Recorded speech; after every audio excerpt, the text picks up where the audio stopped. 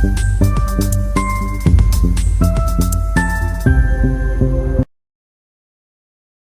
समझ लेते हैं मार्केट किस हिसाब से बायर और सेलर को बिठाने का कोशिश किया है।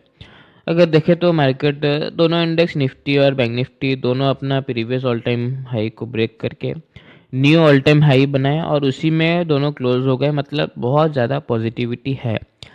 खैर वो बात तो है, पर सेलर के एक बार नज़रिए से सोचो, वो यहाँ पर क्या करेगा, बिल्कुल भी ट्रेड नहीं करेगा। हॉलीडे वगैरह सब गया उन लोग के लिए बेकार, क्योंकि हॉलीडे हो या जो हो, ऑल टाइम हाई में अगर मार्केट क्लोज होगा बैंक निफ्टी और निफ्टी, कोई भी सेलर पोजीशन यहाँ पर नहीं बनाएगा।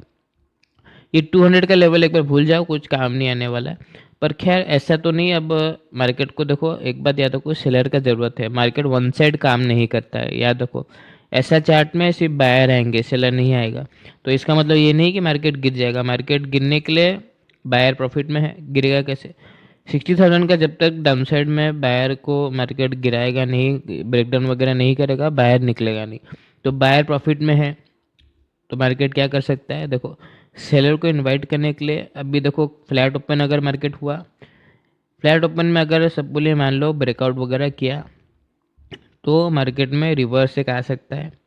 या मार्केट मान लो डायरेक्टली गैप ओपन हुआ, गैप ओपन के अगर सपोर्ट लेने की कोशिश किया, फिर ऊपर जाने की कोशिश किया, तो वापस दोबारा ब्रेकडाउन आ सकता है।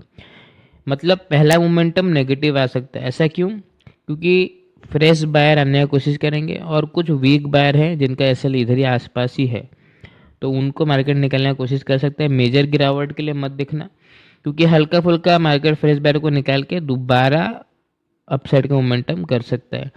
तो पहला मोमेंटम नेगेटिव, दूसरा पॉजिटिव आ सकता है। तो दोनों साइड का ही व्यू है, जिसको जैसा ठीक लगे वो उस हिसाब से ट्रेड कर सकता है। जिसको लगे नेगेटिव तो नेगेटिव जा सकता है, जिसको लगे पॉजिटिव बाद में तो वेट करके बाद में पॉजिटिव जा सकते हैं। डायरेक्टली बाइंग करने की कोशिश यहाँ पर बिल्कुल भी मत करना कि डायरेक्टली तुम ब्रेकआउट या ब्रेकडाउन में जो भी हो बाइंग कर लोगे, ऐसा मत करना। ट्रैप कर सकते हैं मार्केट, क्योंकि मार्केट को सेलर का ज़रूरत है।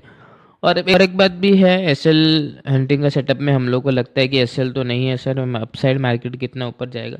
पर वही बात है, ये सेटअप थोड़ा एसएल हंटिंग का इस टाइम पे थोड़ा काम नहीं करता है, पर हम लोग को मार्केट के साथ ही जाना पड़ता है। तो ज़्यादातर देखो कोशिश करना कि मार्केट के साथ ही जाओ, कॉल साइड ही ट्रेड बनाओ।